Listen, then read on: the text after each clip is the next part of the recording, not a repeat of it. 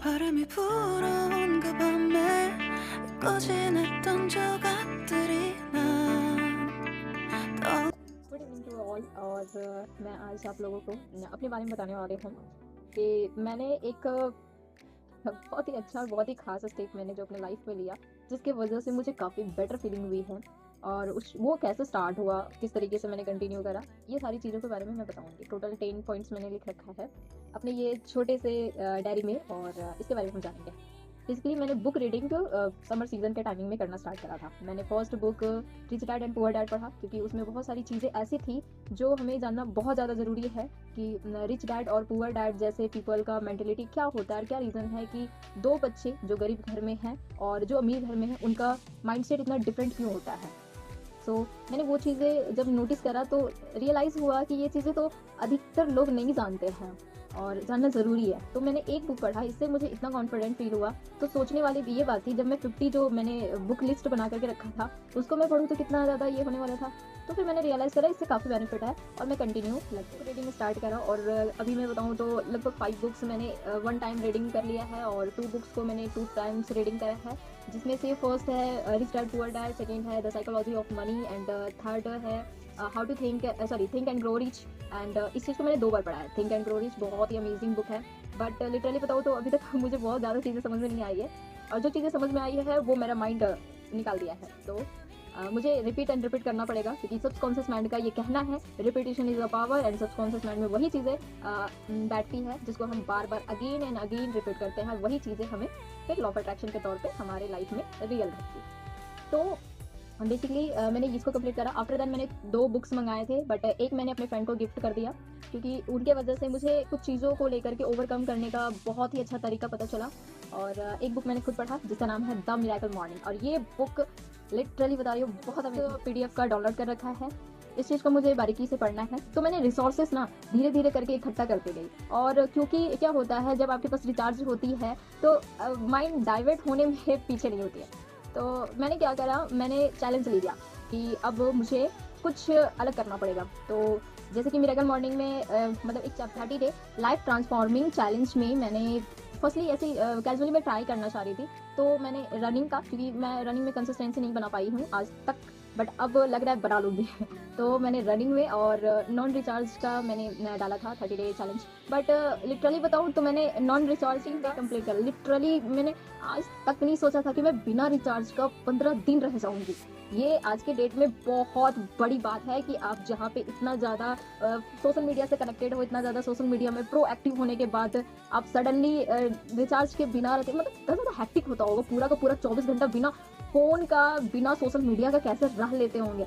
तो जस्ट मैं अपने आप को चेकआउट कर रही थी, तो मैंने समझा कितना ज़्यादा टाइम है, ये 24 घंटा इनफ है किसी भी पर्सन को अपने आप में चीज़ों को इम्प्लीमेंट करने में, डेवलप करने में इनफ है, यदि आप अपने लाइफ में एक डिस्ट्रैक्शन सोशल मीडिया को हटा देते हैं तो मैंने फाइनली मतलब 15 डे तक मैं इस चीज़ को कंप्लीट कर लेती। बट एक बहुत बड़ा रीज़न था, मैं इसके बारे में बताऊंगी। एक नया और एक बहुत बड़ा इस टॉपिक पे वीडियो बन सकता है, जिसके वजह से मुझे ये कमिटमेंट को तोड़ना पड़ा बीच में। क्या रीज़न था, या यूँ बोलूँ तोड़वाया गया, तो इसके बारे में उस वीडियो में हम डिटेल में जानेंगे।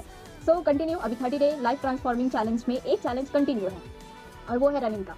अदर मैं होम में हूँ या फिर होम में हूँ, कोई फ़र्क नहीं पड़ता, मैं रनिंग कर रही हूँ। मैं कंटिन्यू मैं बताऊँ तो जब से मैं मिरेकल मॉर्निंग पढ़ी हूँ तब से मेरा शेड्यूलिंग में बताऊँ तो टोटल 64 मैंने अलार्म सेट कर रखा है, बट उसमें से एक्टिव मैं मानूँ तो 20 एक्टिव होगा, ठीक है। तो मैं लगभग 3 या फिर 3:45 को मैं उठ जाती हूँ सुबह में। आप लोग शौक हो रहे होंगे कि लोग 4 बजे उठते हैं, 5 बजे उठते हैं, 6 बजे उठते हैं, कोई तो 9 बजे उठते हैं। आप 3 बजे 3:30 बजे क्यों उठ रहे हो? इसके पीछे रीज़न है, क्योंकि मुझे टाइम नहीं मिलता था बीच में मॉर्निंग के बाद, जैसे 9 o'clock के बाद मुझे टाइम नहीं मिलता है।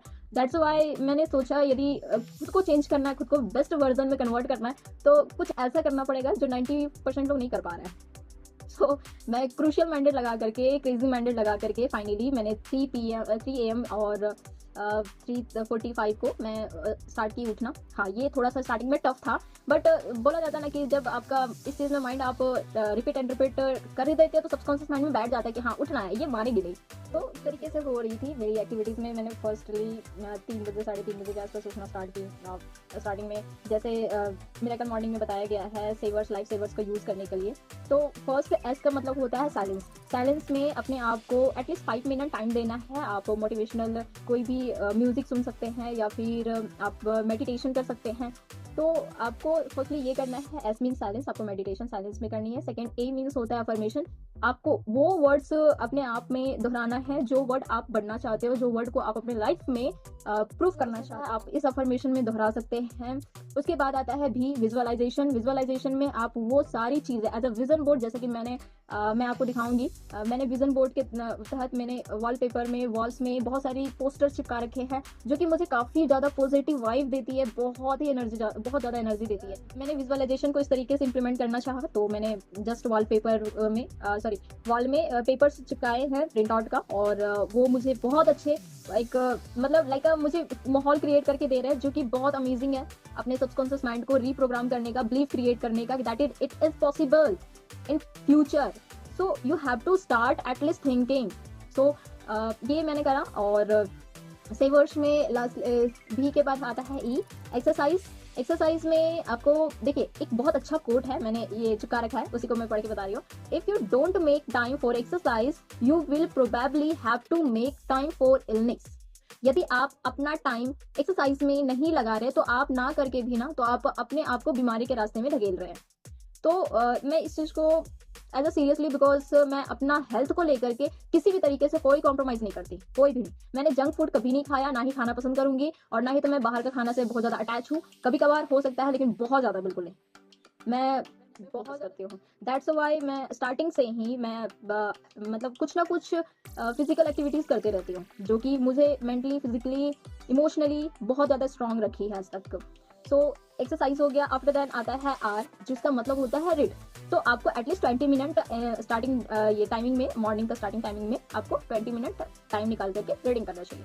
तो आप रीडिंग, वैसे तो मैं बताई रीडिंग मेरा इससे पहले मैं स्टार्ट कर चुकी थी, तो इससे और मेरा स्ट्रॉन्ग बिलीव बना कि नहीं रीडिंग करना पड़ेगा, बिकॉज हर जगह पे बताया गया है कि रीडिंग का क्या बेनिफिट है। तो माइंड एज अ डेजर्ट है, इस जगह पे आपको जो चीज़ें आप बोओगे वही चीज़ें आप पाओगे। सो आपको इस चीज़ को ध्यान रखना पड़ेगा कि माइंड में आप जो डालोगे वही चीज़ें आपके साथ भी होना स्टार्ट होगा।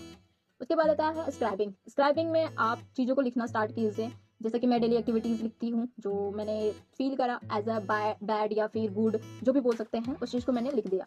क्योंकि केवल आपके दिमाग में बैड चीज़ें रहेगी ना तो वो रिपीट एंड रिपीट होगा। जो चीज़ें रिपीट होती है वो हमारे सबकॉन्शियस माइंड में बैठेगी। एंड और मैं बताऊँ तो ये सारी चीज़ें फील करने के बाद मैंने बहुत सारी चीज़ें अच्छा फीलिंग करा कि यस आई कैन, मैं नई नई चीज़ों को कर सकती हूँ यदि मैं चाहूँ तो।